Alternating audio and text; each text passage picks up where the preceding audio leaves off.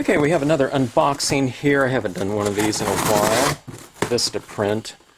I've got to place an order with them every time, whenever they have a sale going on, which, I don't know, just doesn't seem to be quite as frequent anymore.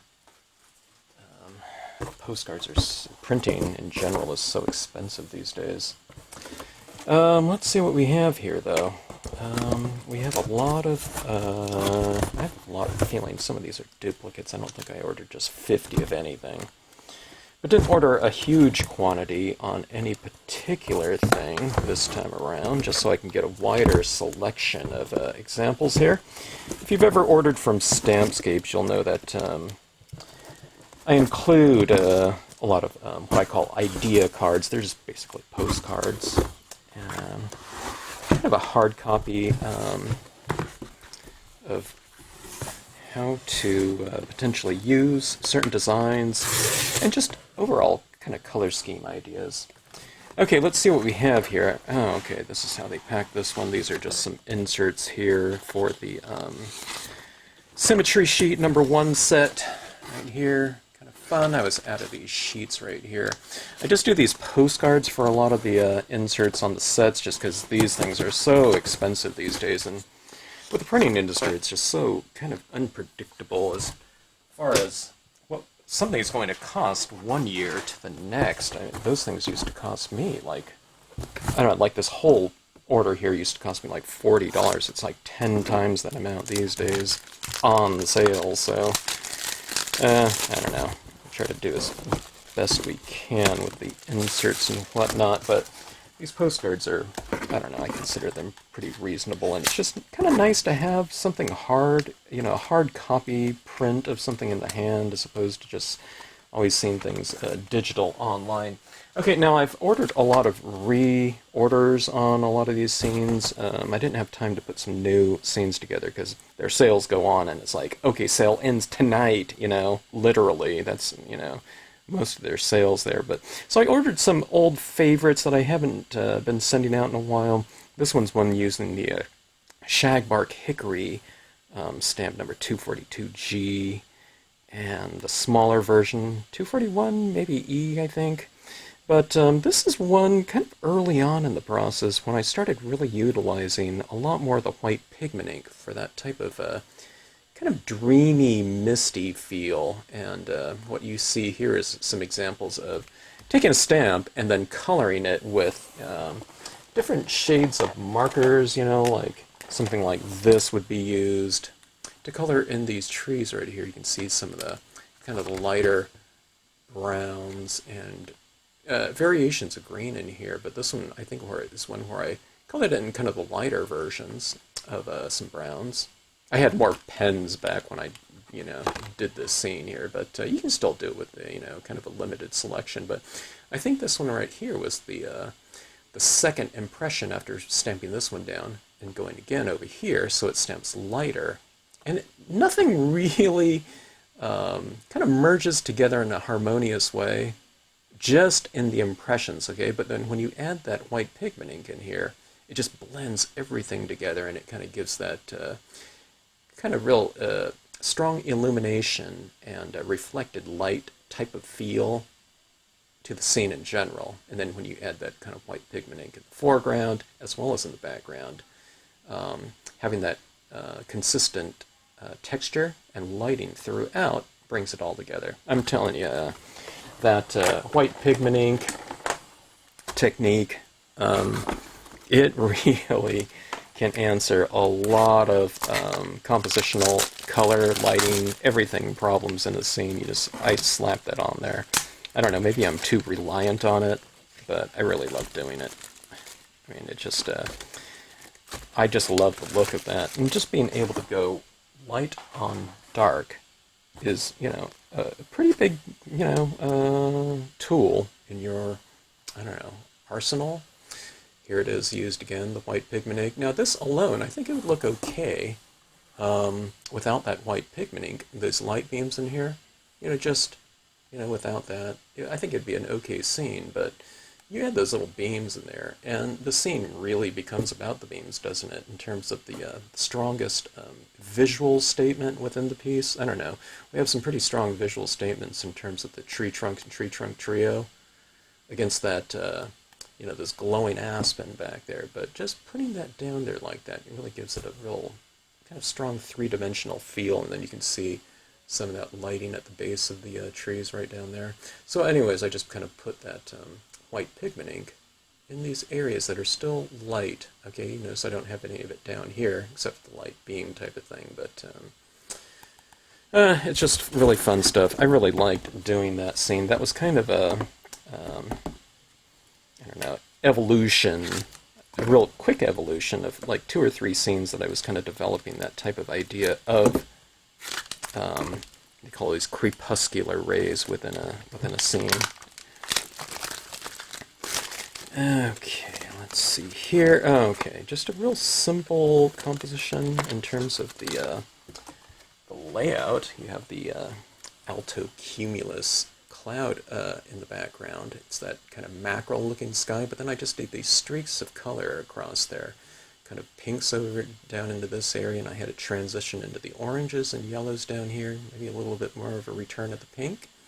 See a little tiny bit of blue that I put up there? That's a little trick that I do for, this is generally a neutral to warm color scheme, right? But then I put in a little bit of blue up here just to kind of tweak it, but look at the difference that makes. You know, it really kind of stands out. And the reason why is because this is generally neutral to warm, right? So if you put in a little bit of temperature change up into a scene like this, it really kind of stands out, and it just expands your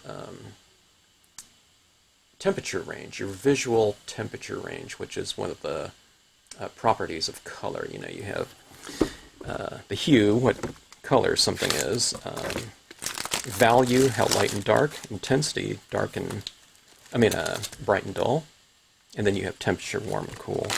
Okay, this is a scene done a long time ago by Linda Standard from South Carolina.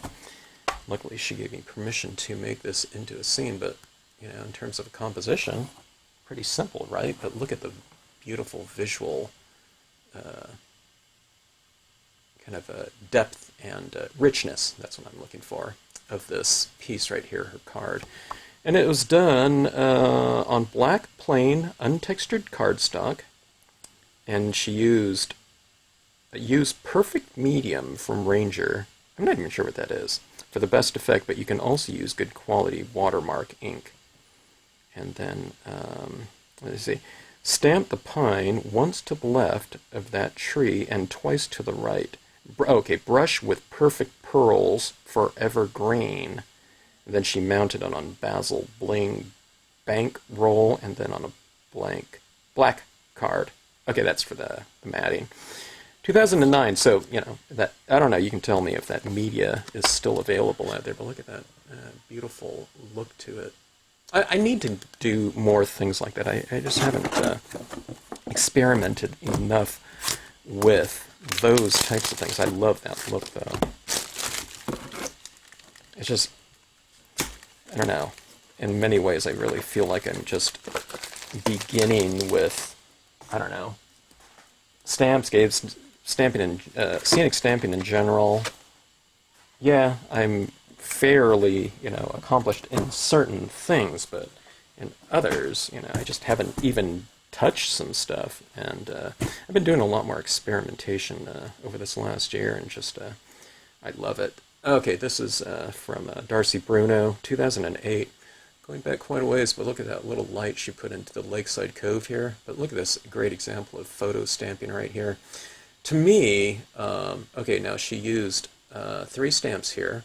That's the flock in water, and you have the Lakeside Cabin, and the Pines and Rocks right here. Just 3 stamps. Look how simple that is. But look what those little white gel pen dots did to this scene, okay? This really kind of stands out a little bit more dimensionally because you have those highlights on there. So it kind of turns something a little bit more three-dimensional than just having a silhouette. I think the silhouette would look great, but those little dots on there, because she's used the white gel pen or paint pen or whatever she used in this cabin right here to illuminate from the inside that cabin.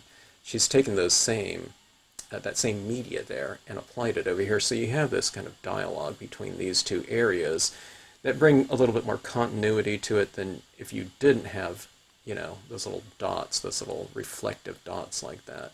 Highlights, okay? This isn't highlights in here, it represents lighting, but still doing the same type of effect. It's the same type of mark. You kind of repeat that in different areas of a piece. It doesn't have to be little dots, it's anything, you know, that's what designers do. They kind of repeat certain things throughout whatever their composition is. If it's a interior decorator, you know, they like to use similar colors and textures throughout a house and whatnot. And you can do the same thing across, you know, a quarter-page scene. All right, here's another example of that. Look at this right here. This is the cloud alto cumulus in this scene right here, okay? This is the larger one, though. And this one's the smaller one, but quite a different look, though, right? And it's just, you know, it comes to show you, you use a stamp in a different color and color scheme, and it can look quite different and kind of reflect a different emotional mood.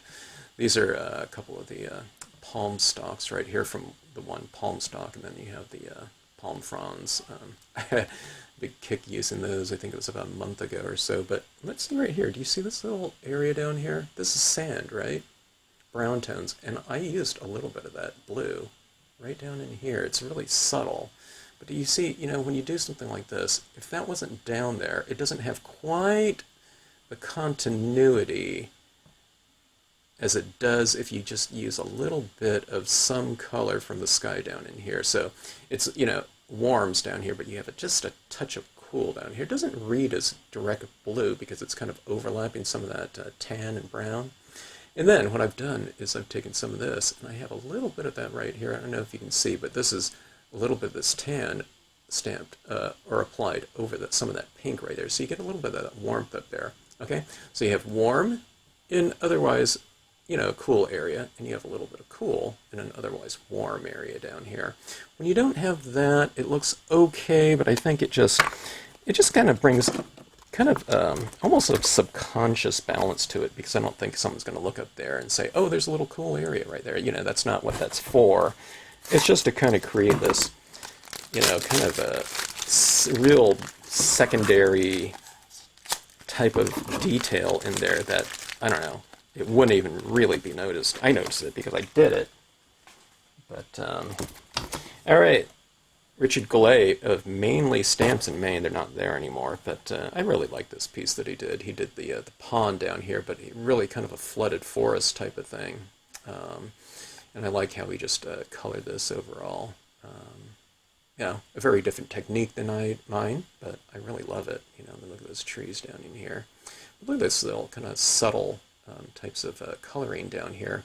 Still has a lot of the lighting down here, though, with the change in values within these given images and impressions. So it creates for a nice, rich, kind of overall value scheme within that piece.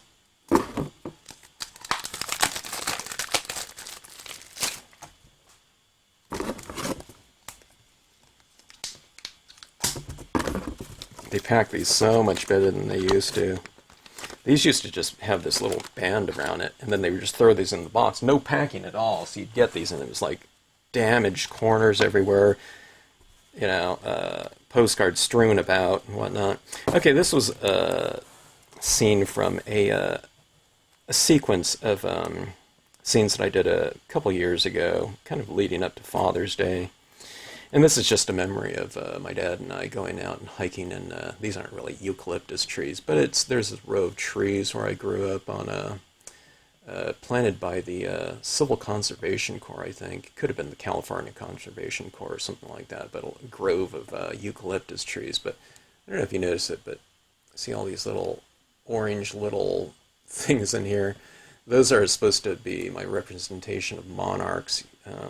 There's this monarch kind of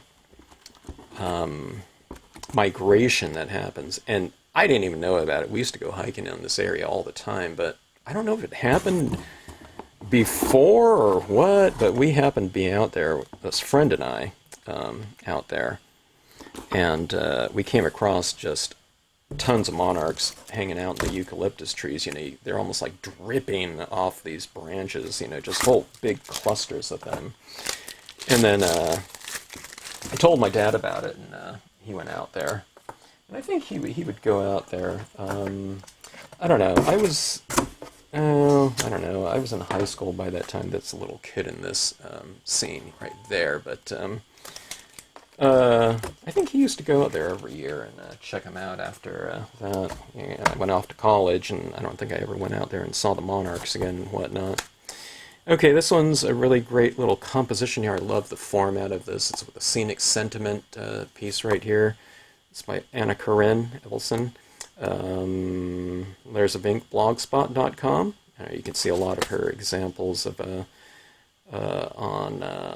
on these postcards, and I have it on like the Flickr page and whatnot. But you can check her out on her own blog page. But she did some really fantastic work right here. It's a pretty simple composition, but look at just the complexity of richness in this formatting of the card like that, in conjunction with the same. But look at this little piece of, I don't know what you call it, that like twine wrapped around it. There's some sewing on this, and just that torn fabric, and kind of a newsprint type of printing on the background. And I think she used some gesso, or I don't know whatever she did, and painted over that background, and then stamped that on the top of it. So I mean, it's just, you know, it's just extremely intricate in terms of the layering of content on there to, you know, add up to you know, an overall rich,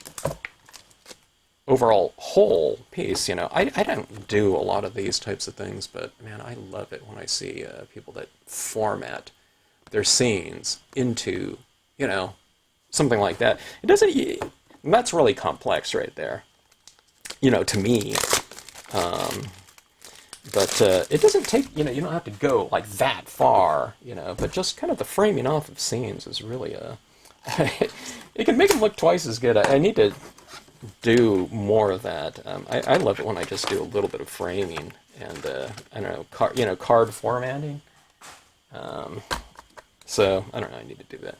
All right, that's another one, using the Hiker and Child. That was another one of those kind of memories of going to the beach with my dad up at Vandenberg Air Force Base, where we grew up. We weren't military, but my dad was a civilian working on the Air Force Base, so we always went out there and went to the beaches out there and whatever.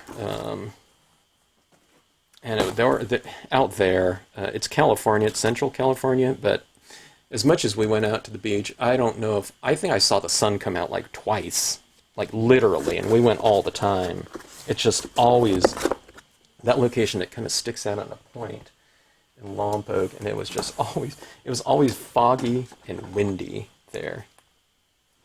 On the other hand, you know, you always had the beaches. We hardly ever saw anyone out there, so it's like pristine, kind of untouched California type of thing, you know, besides, you know, at the beach itself, you know, on the slopes and everything like that. You had missile silos, but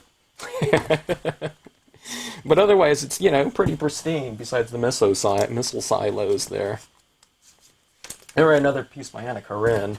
Always love this one right here. These are like these flower textures right here. Two of them, I don't think she used the lupin in here, but it's the poppies and the pearly everlasting on here. But let's see. Yeah, she used embossing powder on these, and she heat embossing flower stamps with white, yellow, and pink embossing powders, okay? And she says there's no need to worry about the embossing powder with this technique, since every little speck looks like another flower, so... but these little flowers like that, those little textures, are all on Nature's Set number 4, I think it is. I don't know. I need to do that technique in here, because I think this looks amazing right here. But Earth Lamps and Flowers, that's another Scenic Sentiment stamp off. I don't know, one of the Scenic Sentiment sheets. So, I love that look right there. Okay, this one might be a repeat of one of these right here, they really kind of consolidate their printing in different ways, you know, to maximize their output at Vistaprint. Sometimes I used to order, and the printing used to come from Canada. Stampscapes, I'm not in Canada, so. Okay, another one of these. Okay. Let's see what we have here. Oh, no. Oh my gosh. Yeah, they gang, when they print postcards like this, they gang print them, they call it. So all these postcards are being printed on a master sheet, not just Stampscape stuff. It's probably on some gigantic master blank, and they just cut down. I guess they would cut down probably 100 of these maybe, or something like that, and then they just they trimmed them in a very efficient way. Okay, I don't know. There must be something. I don't know. Maybe it was Father's Day or something like that recently. Have someone who's hiker and child in here, but this is a real old piece, and I was kind of using the white pigment ink fairly minimally back then, but I really like this. Kind of this right here kind of blends in with that other sloping area, but then when you put this little white pigment ink in here, it kind of separates the two distances in here, the two kind of hills in here, these rolling hill types of things. Okay, now here's a real subtle thing that I always kind of recommend to people if you have lighting somewhere. When you stamp out with some little figures or trees or something like that, when you place them down, do a little bit of a shadow, okay? Now the shadows aren't necessarily black unless you have a real contrasty, real stark type of thing, okay, going on. So this is a brown surface right here, so the shadows would be kind of a darker brown, okay? This is a green grassy area, so the shadows are typically just a darker version of that color in there, okay? And that's how you do shadows. Sometimes people think of what shadows should look like as opposed to making it more visual. Like, for example, like this pad right here, right? This is the same color right here, but you have this right here. Now, that's not black now, it's just a darker version of Caribbean blue, right? When you put it in the shadows like that, this is just a darker version of this, and then this is a lighter one right here, right? So you can do these shadows in multiple ways. You can just, maybe there's a light application of this ink down here, just lightly applied, and then you just put a heavier version of it down here, a thicker version of it, or you just go to a darker version. And you just kind of tap it down there and just do a real light. It doesn't have to be real super stark unless you want it real contrasting, dramatic.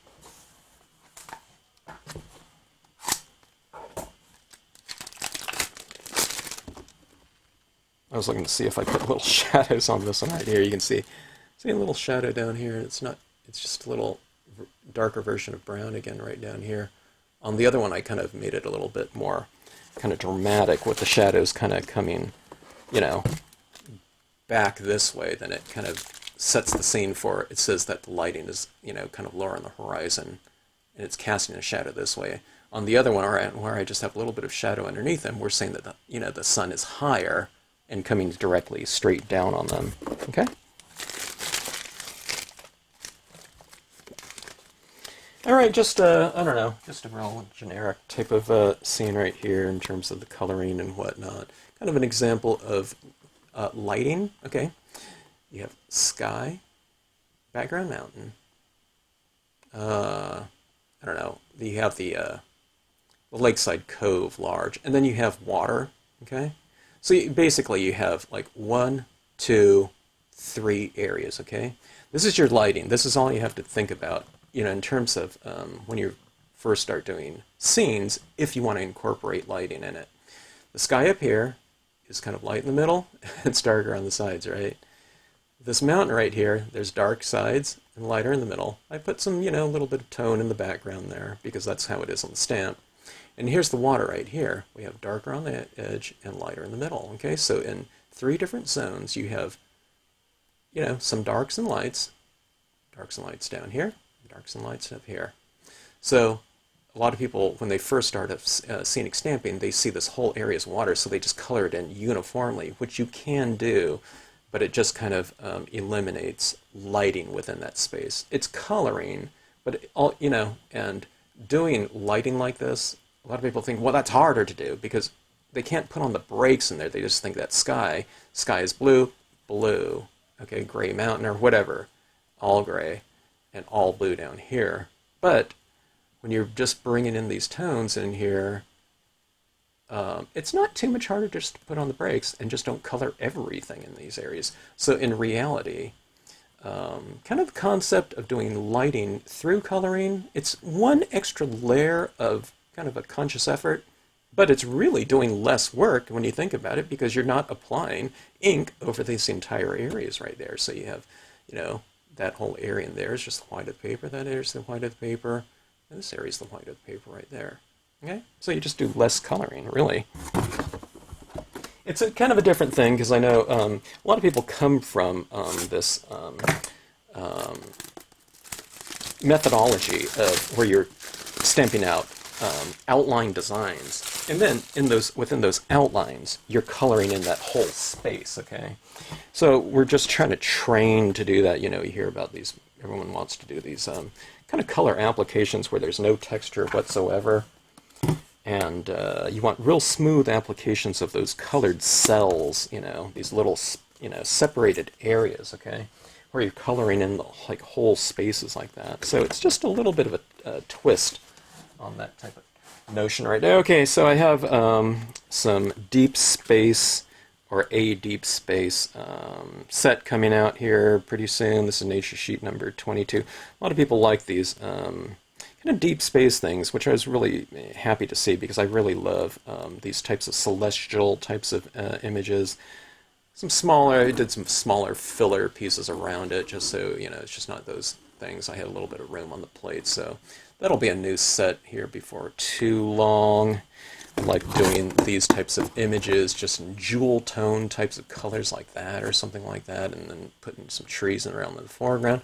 Kind of makes for a real dreamy type of composition that's, I don't know, they're just really fun to do, and they're pretty dramatic, and then they're really perfect for all kinds of different quotes or something like that. You can stamp out your celestial things. You can color them dark too, and what's really fun to do is you can kind of go over them and you can write things over them with a white gel pen or something like that, or you can do some kind of cool, I don't know, word stamp on the inside of a card. When you have like sky and the heavens and things like that, it can really, in terms of kind of a card theme, it really opens up a lot of interpretation. You can say, thinking of you, because, looking at the celestial, stars and things like that, I don't know, they're evocative.